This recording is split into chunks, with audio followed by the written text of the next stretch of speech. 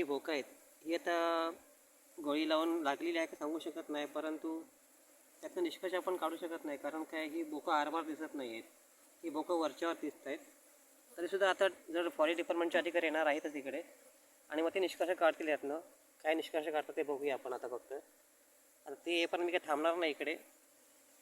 याला पूर्ण कीड लागली, ह्याला अजिबात कुठल्या प्राण्याने खाल्लेलं नाही आहे. जर कुठल्या प्राण्याने शिकार केली असती तर त्याने नक्की याला खाऊन टाकलं असतं. पण याची तुम्ही अवस्था बघू शकता, ह्याला पूर्णपणे कीड लागले बघा. पूर्ण याला कीड लागले म्हणजे ह्याचा अर्थ इथे पोशिंदे प्राणी पण इकडे नाही आहेत आणि दुसरा कुठला पण प्राणी इकडे नाही आहे. जर प्राणीने मारलं असतं तर त्याला खाऊन त्याचा हस्त केलं असतं.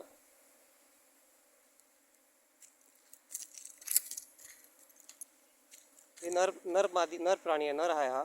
सॉरी, नर नाही, मादी आहे ही. मादी आहे म्हटल्यावरती हिला दुधा दिसत खाली बघा. इथे दुधा दिसतात मला याच्या खाली. दुध बघा मादीची, म्हणजे मादी आहे ही.